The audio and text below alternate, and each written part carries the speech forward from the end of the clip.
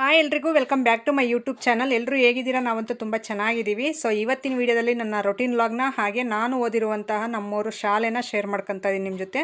ಅಂದರೆ ನಾನು ಓದಿರುವಂಥ ಗೌರ್ಮೆಂಟ್ ಸ್ಕೂಲ್ನ ಫಸ್ಟ್ ಸ್ಟ್ಯಾಂಡರ್ಡಿಂದ 10th ನಾನು ನಮ್ಮೂರಲ್ಲೇ ಓದಿದ್ದು. ಸೊ ಹಂಗಾಗಿ ಆ ಶಾಲೆನ ನಿಮ್ಮ ಜೊತೆ ಪರಿಚಯ ಮಾಡಿಸ್ಕೊಡ್ತೀನಿ ಇವತ್ತಿನ ವೀಡಿಯೋದಲ್ಲಿ. ಸೊ ಹೊಸಬ್ರಾಗಿದ್ದರೆ ಪ್ಲೀಸ್ ಸಬ್ಸ್ಕ್ರೈಬ್ ಮಾಡ್ಕೊಂಡು ನೋಡಿ. ಹಾಗೆ ವಿಡಿಯೋ ಇಷ್ಟ ಆದರೆ ಒಂದು ಲೈಕ್ ಮಾಡಿ. ಸೊ ನೋಡಿ, ನಾನು ಒಂದು 4-5 ದಿನ ಆಯಿತು ಈ ಕಡೆ ಕುರಿ ಶೆಡ್ ಕಡೆ ನೋಡ್ಕೊಳ್ಳಿಲ್ಲ ನಾನು. ಅಂದರೆ ಈ ಜಾತ್ರೆಗಳಂತೆ ಹಬ್ಬಗಳಂತೆ ನಮ್ಮೂರಲ್ಲಿ ಜಾತ್ರೆ ಆಯಿತು, ಮತ್ತು ಹೇಮಾವತಿ ಜಾತ್ರೆಗೆಲ್ಲ ಹೋದ್ನಲ್ಲ. ಸೊ ಹಂಗಾಗಿ ಈ ಕಡೆ ನಾನು ಜಾಸ್ತಿ ತಲೆ ಕೆಡಿಸ್ಕೊಳ್ಳಿಲ್ಲ. ಹಾಗಾಗಿ ನಿಜವಾಗ್ಲೂ ಯಾವ ಥರ ಇತ್ತು ಅಂದರೆ ಎಲ್ಲ ಕಸದ ಥರ ತುಂಬಿತ್ತು. ಸುಮ್ಮನೆ ಇಲ್ಲೇ ಸೊಳ್ಳೆ ಪರ್ದೆ ಎಲ್ಲ ಕಟ್ಕೊಂಡು ಎಲ್ಲ ನಿತ್ತಿನೋ ಮತ್ತು ಎಲ್ಲ ನೋಡ್ರಿ ಈ ಥರ ಮಾಡಾಕಿದ್ದಾರೆ. ಸೊ ಹಂಗಾಗಿ ಹೆಣ್ಮಕ್ಳೇ ಮನೇಲಿಲ್ಲ ಅಂದರೆ ಮನೆ ಪರಿಸ್ಥಿತಿ ಏನು ಅನಿಸುತ್ತೆ ಒಂದೊಂದು ಸಲ. ಯಾಕಂದರೆ ಪ್ರತಿಯೊಂದೂ ಹೆಣ್ಮಕ್ಳು ಮನೆ ಕ್ಲೀನಿಂಗಿಂದ ಹಿಡಿದು ಪ್ರತಿಯೊಂದು ಹೆಣ್ಮಕ್ಳು ಜವಾಬ್ದಾರಿ ವಹಿಸ್ಕೊಂಡು ಮಾಡಿದ್ರೆ ಸೊ ಆ ಮನೆ ತುಂಬ ಚೆನ್ನಾಗಿ ಕ್ಲೀನಾಗಿ ಕಾಣಿಸ್ತಾ ಇರುತ್ತೆ ಮನೆ. ಸ್ವಲ್ಪ ಹೆಣ್ಮಕ್ಳು ಏನೋ ಕೈ ಇಡಲಿಲ್ಲ ಕೆಲಸದಲ್ಲಿ ಅಂತಂದು ಹೇಳಿದ್ರೆ ಸೊ ಆ ಮನೆನ ನೋಡೋಕ್ಕೆ ನಿಜವಾಗ್ಲೂ ಒಂದು ಸ್ವಲ್ಪ ಕುತ್ಕೊಂಡು ಅಲ್ಲಿ ನೀರು ಕುಡಿಯೋಕ್ಕೂ ಇಷ್ಟ ಆಗಲ್ಲ, ಅಷ್ಟು ಗಲೀಜಾಗಿ ಕಾಣಿಸ್ತಾ ಇರುತ್ತೆ. ಸೊ ಹಂಗಾಗಿ ನಾನು ಬಂದಿನ್ನೇನು ಫ್ರೀಯಾಗಿದ್ದೆ ಇವತ್ತು, ಅದಕ್ಕೋಸ್ಕರ ಇದನ್ನು ಸ್ವಲ್ಪ ಕ್ಲೀನ್ ಮಾಡೋಣ ಅಂತ ನೋಡ್ರಿ ಮಲಗಿ ಎಲ್ಲ ಇಲ್ಲೇ ಬಿಟ್ಬಿಟ್ಟಿದ್ದಾರೆ, ಬೆಡ್ಶೀಟು ಮತ್ತು ಚಾಪೆ ಎಲ್ಲನೂ. ಸೊ ಅದಕ್ಕೋಸ್ಕರ ಕ್ಲೀನಾಗಿ ಎಲ್ಲ ಎತ್ತಿಡೋಣ ಅಂತ ಹೇಳ್ಬಿಟ್ಟು ಚಿಂಟುನ ರಾತ್ರಿ ಹೊತ್ತು ಇಲ್ಲೇ ಮಲಗಿಸ್ಕೊಂತಾರೆ. ಸೊ ಹಂಗಾಗಿ ಇದೊಂದು ಸ್ವಲ್ಪ ರಿಸ್ಕ್ ಅನಿಸುತ್ತೆ. ಯಾಕಂದರೆ ಇಲ್ಲಿ ಎಲ್ಲ ಫುಲ್ ಎಲ್ಲ ಮಣ್ಣೆಲ್ಲ ಕೆದರ್ಬಿಟ್ಟು ಎಲ್ಲ ಗಲೀಜು ಮಾಡಿರುತ್ತೆ. ಸೊ ಇದು ವೀಕ್ಲಿ ಒನ್ ಟೈಮ್ ಎಲ್ಲ ತೊಳಿಬೇಕು. ಯಾಕಂದರೆ ನನ್ನ ಮಕ್ಕಳ ಫ್ರೆಂಡ್ ಒಬ್ಬನು ಸೊ ನಿತಿನು ಇಲ್ಲಿ ಮಲಗ್ತಾರೆ. ಹಾಗಾಗಿ ಈ ಥರ ಎಲ್ಲ ಸೊಳ್ಳೆ ಪರದೆ ಎಲ್ಲ ಕಟ್ಕೊಂಡು ಸೊ ಗಾಳಿನೂ ಚೆನ್ನಾಗಿರುತ್ತೆ ಮತ್ತು ಸೊಳ್ಳೆಗಳು ತುಂಬ ಇದೆ ಹೊರಗಡೆ. ಸೊ ಹಂಗಾಗಿ ಸೊಳ್ಳೆ ಪರದೆ ಎಲ್ಲ ಕಟ್ಕೊಂಡು ನೀಟಾಗಿ ಮಲಗ್ತಾರೆ. ನಾನು ನೋಡ್ಕೊಂಡಿಲ್ಲ ಅಂತ ಹೇಳ್ಬಿಟ್ಟು ಅವರು ಈ ಥರ ಕಸನೂ ಹೊಡೆದಿಲ್ಲ, ಏನೂ ಇಲ್ಲ, ಇಲ್ಲೇದಲ್ಲೇ ಬಿಟ್ಬಿಟ್ಟು ಅವರು ಆರಾಮಾಗಿ ಓಡಾಡ್ಕೊಂಡಿದ್ದಾರೆ. ನಾನು ಹೇಳಿದ್ರು ಮಾಡಿಲ್ಲ. ಸೊ ನಾನು ಇನ್ನೇನು ಬಿಡು, ಜಾತ್ರೆಗಳು ಇವೆಲ್ಲ ರಿಸ್ಕ್ ಇತ್ತಲ್ಲ. ಸೊ ಹಂಗಾಗಿ ಅವೆಲ್ಲ ಮುಗಿಸ್ಕೊಂಡು ಬಂದು ಆಮೇಲೆ ನೋಡ್ಕೊಳ್ಳೋಣ ಅಂತ ಹೇಳ್ಬಿಟ್ಟು ಸೊ ಬಿಟ್ಟಿರೋದಕ್ಕೆ ಪೆಂಡಿಂಗು ನೋಡಿರಿ ಇಷ್ಟೊಂದು ಕಸ ಎಲ್ಲ ಆಗಿತ್ತು. ಸೊ ಅದಕ್ಕೆ ಕುರಿಮರಿನ ಒಂದು ಸ್ವಲ್ಪ ಹೊತ್ತು ಹೊರಗಡೆ ಬಿಟ್ಟೆ. ಸೊ ಇವೆರಡು ಕುರಿಮರಿ ಇರೋದು. ಸೊ ಹಂಗಾಗಿ ಈ ಕಡೆ ಎಲ್ಲ ಬಿಟ್ಟಾಯಿತು. ಬಿಟ್ಟಾದಮೇಲೆ ಈಗ ಎಲ್ಲ ಕ್ಲೀನಾಗಿ ಹೊಡಿತಾ ಇದ್ದೀನಿ. ಸ್ವಲ್ಪ ಆ ಕಡೆದೆಲ್ಲ ನೀಟಾಗಿ ಗುಡಿಸ್ಬಿಟ್ಟು ಎತ್ತಾಕ್ಬಿಟ್ರೆ ಮತ್ತಿದೆಲ್ಲ ಕ್ಲೀನ್ ಆಗಿಬಿಡುತ್ತೆ. ಮತ್ತು ಅವ್ರಿಗೂ ಹಾಸ್ಕೊಟ್ರೆ ಮಲಗೋದಕ್ಕೆಲ್ಲ ತುಂಬ ಚೆನ್ನಾಗಿರುತ್ತೆ ಅಂತ ಹೇಳ್ಬಿಟ್ಟು ಈ ಥರ ಕ್ಲೀನ್ ಮಾಡಿದೆ. ಸೊ ನೋಡಿರಿ, ಹೆಣ್ಣಿರೋ ಮನೆ ಅಂದರೆ ಹೆಣ್ಮಕ್ಳಿರೋ ಮನೆ ತುಂಬ ಕ್ಲೀನಾಗಿ ಚೊಕ್ಕವಾಗಿ ಕಾಣಿಸ್ತಾ ಇರುತ್ತಲ್ಲ. ಸೊ ಯಾವುದೇ ಮನೆ ಆಗಿರ್ಬೋದು, ಹೆಣ್ಮಕ್ಳಿದ್ರೇ ಆ ಮನೆಗೊಂದು ಲಕ್ಷಣ ಅಂತ ಹೇಳ್ತಾರಲ್ಲ. ಸೊ ಅದು ನಿಜ. ಯಾಕಂದರೆ ಅದಕ್ಕೂ ಮುಂಚೆ ನೀವು ನೋಡಿದ್ರಿ ಯಾವ ಥರ ಇತ್ತಿದೆಲ್ಲ ಅಂತ ಹೇಳ್ಬಿಟ್ಟು. ಈಗ ಕ್ಲೀನ್ ಮಾಡಿದ್ಮೇಲೆ ನೋಡಿ ಎಷ್ಟು ಚೆನ್ನಾಗಿ ಕಾಣಿಸ್ತಾ ಐತೆ. ಸೊ ಹಂಗೆ ಈಗ ಈ ಕುರಿ ಎರಡಿದ್ರೂ ನಿಜವಾಗ್ಲೂ ಎಷ್ಟೊಂದು ಇದು ಹಾಕಿರುತ್ತೆ ಗೊತ್ತಾ, ಪಿಚ್ಕೆ ಎಲ್ಲ, ಕುರಿ ಪಿಚ್ಕೆಗಳೆಲ್ಲ. ಸೊ 2 ಟಬ್ ಸಿಕ್ತು. ಅದನ್ನೆಲ್ಲ ನೀಟಾಗಿ ತುಂಬಿಬಿಟ್ಟು ಈಗ ತಿಪ್ಪೆಗೆಲ್ಲ ಹಾಕೋಣ ಅಂತ ಹೇಳ್ಬಿಟ್ಟು ತುಂಬ್ತಾಯಿದ್ದೀನಿ. ಸೊ ಈ ಥರ ಕೆಲಸಗಳೆಲ್ಲ ನಾನು ಮಾಡ್ಕೊತೀನಿ ಆರಾಮಾಗಿ ಮನೆ ಹತ್ರ ಇರೋ ಕೆಲಸಗಳು. ಯಾವುದೇ ಆಗಿರ್ಬೋದು, ಹಸುಗಳ ಕೆಳಗೆ ಸಗಣಿ ಎತ್ತೋದಾಗಿರ್ಬೋದು, ಯಾವುದೇ ಕೆಲಸ ನಾನು ಅಸಹ್ಯ ಪಟ್ಕೊಳ್ಳಲ್ಲ. ಅಂದರೆ ಏನು ನಾವು ಮಾಡೋದು ಮುಟ್ಟೋದೇನು ಕೈಯಲ್ಲಿ ಆ ಥರ ಏನು ಅನಿಸಲ್ಲ. ಯಾಕಂದರೆ ನಾನು ಮುಂಚೆಯಿಂದ ನನಗೆ ಮಾಡಿ ಅಭ್ಯಾಸ ಇದೆ. ಅಂದರೆ ನನ್ನ ತವ್ರ ಮನೆಯಲ್ಲೇನೇನು ಮಾಡಿರಲಿಲ್ಲ, ಗಂಡನ ಮನೆಗೆ ಬಂದಾಗಿಂದ ಈ ಥರ ಕೆಲಸಗಳೆಲ್ಲ ಅಭ್ಯಾಸ ಮಾಡ್ಕೊಂಡಿದ್ದೀನಿ, ನಾನು ಆರಾಮಾಗಿ ಮಾಡ್ತೀನಿ. ಸೊ ಆ ಥರ ಏನು ಮುಜುಗರ ಪಟ್ಕೊಳ್ಳೋದು, ಯಾರಾದರೂ ನೋಡಿದ್ರೆ ಏನಂತ್ಕೊಂತಾರೆ, ಇದೆಲ್ಲ ಇಲ್ಲ. ಸೊ ನಮ್ಮ ಮನೆ ಹತ್ರ ಇರುವ ಕೆಲಸ ನಾನು ಕ್ಲೀನಾಗಿ ಮಾಡ್ಕೊತೀನಿ. ಹಾಗೆ ಸುತ್ತಮುತ್ತ ಅಷ್ಟೇ ಕ್ಲೀನಾಗಿ ಇಟ್ಕೊಳ್ಳೋಕ್ಕೆ ಟ್ರೈ ಮಾಡ್ತೀನಿ. ಯಾರೇನೋ ಅಂದ್ಕೊಂತಾರೆ ಅಂತ ನಾವು ಬಾಳ್ವೆ ಮಾಡೋಕ್ಕಾಗಲ್ವಲ್ಲ. ಸೊ ಹಂಗೆ ಅದಕ್ಕೋಸ್ಕರ ನನ್ನ ಕೆಲಸ ನಾನು, ಯಾರಾದರೂ ನೋಡಲಿ, ಯಾರಾದರೂ ನಗಲಿ, ಯಾರಾದರೂ ಆಡ್ಕೊಳ್ಳಿ, ನಾನು ಅವ್ರ ಬಗ್ಗೆ ತಲೆನೇ ಕೆಡಿಸ್ಕೊಳಕ್ಕೆ ಹೋಗಲ್ಲ. ಸೊ ನನ್ನ ಕೆಲಸ, ನನ್ನ ಮನೆ ಕೆಲಸ ಏನಿದೆಯೋ ಅದನ್ನು ಕ್ಲೀನಾಗಿ ಮಾಡ್ಕೊಳ್ಳೋದು ನಾನು ಅಭ್ಯಾಸ ಮಾಡ್ಕೊಬಿಟ್ಟಿದ್ದೀನಿ. ಸೊ ಹಂಗಂತ ಇವರು ನೋಡ್ತಾರೆ ಅಂತ ನಾವು ಕೆಲಸ ಮಾಡೋಕ್ಕಾಗಲ್ಲ. ಆ ಥರ ಕೆಲಸ ಮಾಡಿದ್ರೆ ಸ್ವಲ್ಪ ದಿನ ಮಾಡ್ಬೋದು ಅಷ್ಟೇ. ನಮ್ಮ ಮನಸ್ಸಿಗೆ ಇಷ್ಟ ಆಗಿ ಮಾಡಿದ್ರೆ ನಾವು ಕೊನೆವರೆಗೂ ಮಾಡ್ಬೋದು. ಸೊ ಅದು ನನ್ನ ಪಾಲಿಸಿ ಅಷ್ಟೇ. ಸೊ ಇವರು ನೋಡ್ತಾರೆ, ಅವ್ರಿಗೆ ಒಪ್ಪಿಸ್ಬೇಕು, ಇವ್ರಿಗೆ ಒಪ್ಪಿಸ್ಬೇಕು ಅನ್ನೋ ಪದ್ಧತಿಗಳೇನಿಲ್ಲ ನನ್ನ ಹತ್ರ ಅಷ್ಟೇ. ಯಾರಾದರೂ ನಗ್ಬೋದು, ಯಾರಾದರೂ ಆಡ್ಕೋಬೋದು. ಸೊ ಅಂಥ ವಿಷಯಕ್ಕೆಲ್ಲ ತಲೆನೇ ಕೆಡಿಸ್ಕೊಳಕ್ಕೆ ಹೋಗಲ್ಲ. ಮುಂಚೆ ತುಂಬ ಯೋಚನೆ ಮಾಡ್ತಾಯಿದ್ದೆ.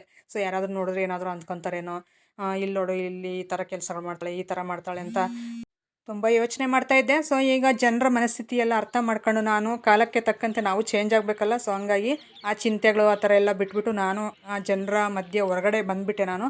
ಸೊ ಏನಂದರೆ ಜನರ ಮಧ್ಯೆನೇ ಬಾಳಬೇಕಾಗಿರೋದು. ಏನಂದರೆ ಆ ಮೆಂಟಾಲಿಟಿಯಿಂದ ಸ್ವಲ್ಪ ದೂರ ಹೊರಗಡೆ ಬಂದೆ ನಾನು ಅಷ್ಟೇ.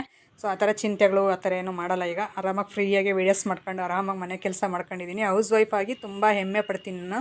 ಯಾಕಂದರೆ ಮನೆ ಕೆಲಸ ಎಲ್ಲ ಮಾಡ್ಕೊಂಡು ಈ ಥರ ವೀಡಿಯೋಸ್ ಮಾಡೋದಂದರೆ ಒಂಥರ ಖುಷಿ ಅನಿಸುತ್ತೆ. ನನ್ನ ಮನಸ್ಸಿಗೆ ಖುಷಿ ಅನಿಸ್ತಾ ಅಷ್ಟೇ, ಇನ್ಯಾರ ಮಾತು ಕೇಳೋಕ್ಕೆ ಹೋಗಲ್ಲ. ಸೊ ಅದಾಯಿತು. ಅದಾದಮೇಲೆ ಈಗ ನೋಡಿ, ನಾನು ಓದಿರುವಂಥ ನಮ್ಮೂರು ಗೌರ್ಮೆಂಟ್ ಸ್ಕೂಲ್ಗೆ ಕರ್ಕೊಂಡು ಬಂದೀನಿ. ಸ್ಟಾರ್ಟಿಂಗಲ್ಲಿ ತೋರಿಸಿದ್ನಲ್ಲ ಶ್ರೀ ತ್ರಿಯಂಬಕೇಶ್ವರ ಗ್ರಾಮಾಂತರ ಪ್ರೌಢಶಾಲೆ, ಅದು ಹೈಸ್ಕೂಲು. ಇದು ಸರ್ಕಾರಿ ಮಾದರಿ ಹಿರಿಯ ಪ್ರಾಥಮಿಕ ಪಾಠಶಾಲೆ. ಇದು ಗೌರ್ಮೆಂಟ್ ಸ್ಕೂಲ್. ಈ ಕಡೆ ಕೆಳಗಡೆ ಇರೋದು. ಸೊ ಆ ಕಡೆ ಮೇಲೆ ಇರೋದು ಅದು 8th 9th 10th 3 ಕ್ಲಾಸ್ ಇದೆ ಆ ಕಡೆ. ಸೊ ಇಲ್ಲಿ 1 to 7ವರೆಗೂ ಇದೆ. ಸೊ ಇಲ್ಲಿ ಸ್ಟಾರ್ಟಿಂಗ್ ಈ ಸ್ಕೂಲ್ಗೆ ಹೋಗಿದ್ದು ನಾನು ಚಿಕ್ಕ ಹುಡುಗಿ ಇದ್ದಾಗ. ಗೌರ್ಮೆಂಟ್ ಸ್ಕೂಲಲ್ಲೇ 2 ಗೌರ್ಮೆಂಟ್ ಸ್ಕೂಲಲ್ಲೇ ನಾನು ಓದಿರೋದು. ಸೊ ಹಂಗಾಗಿ ಈಗ ಹೊಸ್ದಾಗಿ ಡೈರೆಕ್ಟ್ ಕಾಣಿಸ್ತಾ ಇದೆಯಲ್ಲ, ಅದೆಲ್ಲ ಹಳೆ ರೂಮ್ಸ್ ಇತ್ತು. ಅದನ್ನೆಲ್ಲ ಬೆಳೆಸ್ಬಿಟ್ಟು ಈಗ ಹೊಸ್ದಾಗಿ ಆ ಥರ ಕಟ್ಟಿದ್ದಾರೆ. ಇದೆಲ್ಲ ಹಳೆ ರೂಮ್ಸೇ. ಸೊ ಇಲ್ಲೆಲ್ಲ 7th ಅವರು 5th ಅವರು ಆ ಥರ ಕೂರ್ತಾಯಿದ್ರು ಆಗ. ಸೊ ಅದೆಲ್ಲ ಈಗ ಸ್ವಲ್ಪ ಚೇಂಜಸ್ ಆಗಿದೆ ಅಷ್ಟೇ. ಈ ಕಡೆ ಇರೋದೇನೋ ಹಳೇದು ಅದೇನೆ, ಈ ಕಡೆ ಎಲ್ಲ ಹೊಸ್ದಾಗಿ ಮಾಡಿದ್ದಾರೆ ನೋಡಿ ಈ ಕಡೆ. ಸೊ ಇದು ಮಿಡ್ಲ್ ಸ್ಕೂಲು ನಮ್ಮೂರಲ್ಲಿ. ಮತ್ತು ಹೊರಗಡೆ ಇಲ್ಲಿ ಈ ಆಗಸ್ಟ್ 15 ಈ ಥರ ಎಲ್ಲ ಫಂಕ್ಷನ್ಸ್ ಎಲ್ಲ ನಡೆಯಿದ್ರೆ ಇಲ್ಲೇ ಮಾಡೋದು ಫಂಕ್ಷನ್ಸ್ ಎಲ್ಲನೂ ತುಂಬ ಚೆನ್ನಾಗಿರುತ್ತೆ. ಸೊ ನನಗಂತೂ ಈ ಸ್ಕೂಲ್ ನೋಡಿದ್ರೆ ಒಂಥರ ಖುಷಿ ಅನಿಸುತ್ತೆ. ನಮಗೆ ಹಳೆ ನೆನಪುಗಳೆಲ್ಲ ಒಂಥರ ಮೆಲ್ಕು ಹಾಕ್ದಂಗೆ ಆಗುತ್ತೆ. ಸೊ ನೋಡ್ತಾ ಇರ್ಬೋದು ನೀವು, ಇದೆಲ್ಲ ಫೀಲ್ಡ್ ಎಷ್ಟು ದೊಡ್ಡದು ಗೊತ್ತಾ. ನಮ್ಮೂರಲ್ಲಿ ಸ್ಕೂಲ್ ಫೀಲ್ಡು ತುಂಬ ದೊಡ್ಡದೇ ಇದೆ, ಆರಾಮಾಗಿ ಸ್ಪೋರ್ಟ್ಸ್ ಎಲ್ಲ ನಡಿಬೋದು, ಅಷ್ಟು ಚೆನ್ನಾಗಿದೆ. ಅಲ್ಲಿಂದ ಈಗ ಮೇಲೆ ಹೈಸ್ಕೂಲ್ ಹತ್ರ ಬಂದಿದ್ದೀಗ.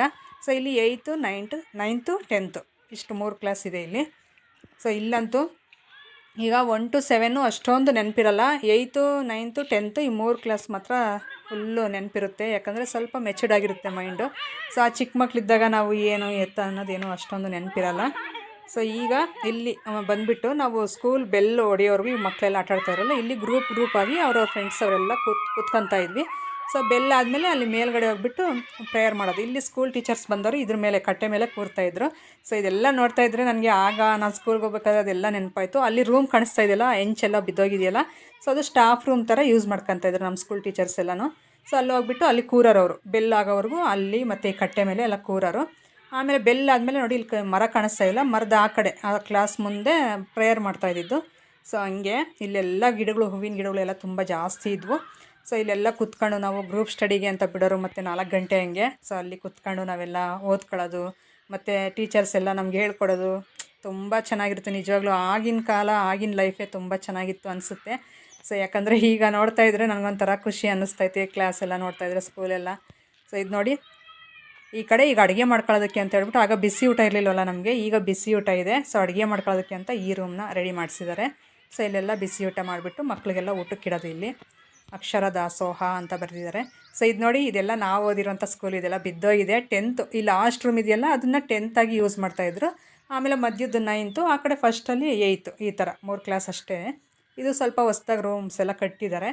ಈ ಮರಗಳಂತೂ ಹಳೆ ಮರಗಳೇ, ನಾವಿದ್ದಾಗ ಇರುವಂಥ ಮರಗಳೇ ಇವೆಲ್ಲನೂ. ಸೊ ಆಮೇಲೆ ಇದು ಫೀಲ್ಡು, ಮತ್ತು ಆ ಸ್ಕೂಲಿಂದ ಹೊರಗಡೆ ಬಂದರೆ ಇಲ್ಲಿ ಮಿಡ್ಲ್ ಸ್ಕೂಲು ಮತ್ತು ಹೈಸ್ಕೂಲ್ಗೆ ಇದೆರಡು ಫೀಲ್ಡು, 2 ಸ್ಕೂಲಿಂದ ಸೇರಿ ಇಷ್ಟು ಫೀಲ್ಡ್ ಇದೆ. ಸೊ ದಸರಾ ಸ್ಪೋರ್ಟ್ಸ್ ಎಲ್ಲ ನಡೆಸ್ತಾ ಇರ್ತಾರಲ್ಲ, ಆ ಟೈಮಲ್ಲಿ ಇಲ್ಲಿ ಸ್ಪೋರ್ಟ್ಸ್ ಎಲ್ಲ ಆಡ್ತಾಯಿದ್ರು. ನಾನು ನಿಮ್ಮ ಜೊತೆ ಶೇರ್ ಮಾಡ್ಕೋಬೇಕು ಅಂತ ತುಂಬ ದಿನದಿಂದ ಆಸೆ ಇತ್ತು, ಅದಕ್ಕೋಸ್ಕರ ಶೇರ್ ಮಾಡ್ಕೊಂಡೆ. ಯಾವ ಥರ ಅನ್ನಿಸ್ತು ಈ ವಿಡಿಯೋ ಅಂತ ನನಗೆ ಕಾಮೆಂಟ್ ಸೆಕ್ಷನಲ್ಲಿ ತಿಳಿಸೋದು ಮಾತ್ರ ಮರಿಬೇಡಿ. ಹಾಗೆ ವಿಡಿಯೋ ಇಷ್ಟ ಆದರೆ ಒಂದು ಲೈಕ್ ಮಾಡೋದು ಮಾತ್ರ ಮರಿಬೇಡಿ. ಲೈಕ್ ಮಾಡಿ, ಹಾಗೆ ಹೊಸಬರಾಗಿದ್ದರೆ ಸಬ್ಸ್ಕ್ರೈಬ್ ಮಾಡ್ಕೊಳ್ಳಿ. ಹಾಗೆ ನಿಮ್ಮ ಫ್ರೆಂಡ್ಸ್ ಆ್ಯಂಡ್ ಫ್ಯಾಮಿಲಿ ಮೆಂಬರ್ಸ್ಗೆಲ್ಲ ಶೇರ್ ಮಾಡಿ, ಅವರು ನೋಡಿಬಿಟ್ಟು ಸಬ್ಸ್ಕ್ರೈಬ್ ಮಾಡ್ಕೊಂಡು ನನಗೆ ಸಪೋರ್ಟ್ ಮಾಡಲಿ ಅಂತ ಕೇಳ್ಕೊಳ್ತಾ ಇದ್ದೀನಿ. ಸಿಗೋಣ ನಾಳೆ ಮುಂದಿನ ವಿಡಿಯೋದಲ್ಲಿ. Thank you for watching.